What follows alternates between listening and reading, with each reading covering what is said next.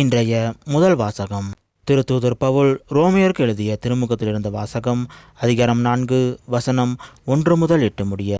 சகோதர சகோதரிகளே, இதுகாரும் கூறியவை நம் இனத்தின் தந்தையாகிய ஆபிரகாமுக்கு எப்படி பொருந்தும்? நாம் செய்த செயல்களினால் அவர் கடவுளுக்கு ஏற்புடையவராகியிருந்ததால் பெருமை பாராட்ட அவருக்கு இடமுண்டு. ஆனால் கடவுள் முன்னிலையில் அவர் அப்படி பெருமை பாராட்ட இடமே இல்லை. ஏனெனில் மறைநூல் கூறுவதென்ன? ஆபிரகாம் கடவுள் மீது நம்பிக்கை கொண்டார், அதை கடவுள் அவருக்கு நீதியாக கருதினார். வேலை செய்தவர் பெரும் கூலி நன்கொடையாக கருதப்படுவது இல்லை, அது அவர்கள் உரிமை. தம் செயல்கள் மீது நம்பிக்கை வையாது இறைப்பற்று இல்லாதோரையும் தமக்கு ஏற்புடையவராக்கும் கடவுள் மீது நம்பிக்கை வைப்போரை அவரது நம்பிக்கையின் பொருட்டு கடவுள் தமக்கு ஏற்புடையோர் என கருதுகிறார். அவ்வாறே கடவுள் ஒருவருடைய செயல்களை கணிக்காமலே அவரை தமக்கு ஏற்புடையவர் என கருதுவதால் அம்மனிதர் பேறு பெற்றவர் என்று தாவீது கூறுகிறார். எவரது குற்றம் மன்னிக்கப்பட்டதோ, எவரது பாவம் மறைக்கப்பட்டதோ அவர் பேறு பெற்றவர்.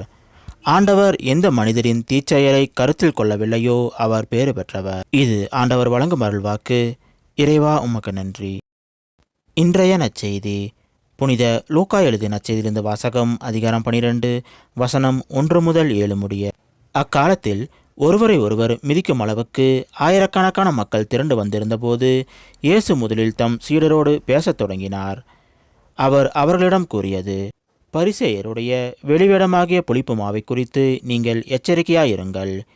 வெளிப்படாதவாறு மூடப்பட்டிருப்பது ஒன்றுமில்லை, அறியப்படாதவாறு மறைந்திருப்பதும் ஒன்றுமில்லை.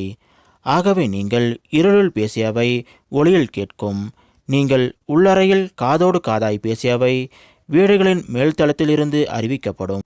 என் நண்பர்களாகி உங்களுக்கு நான் சொல்கிறேன், உடலை கொள்வதை அன்றி வேறு எதுவும் செய்ய இயலாதவர்களுக்கு அஞ்ச வேண்டாம். நீங்கள் யாருக்கு அஞ்ச வேண்டுமென நான் உங்களுக்கு எடுத்து காட்டுகிறேன். கொன்ற பின் நரகத்தில் தள்ள அதிகாரமுள்ளவருக்கே அஞ்சுங்கள். ஆம், அவருக்கே அஞ்சுங்கள் என நான் உங்களுக்கு சொல்கிறேன்.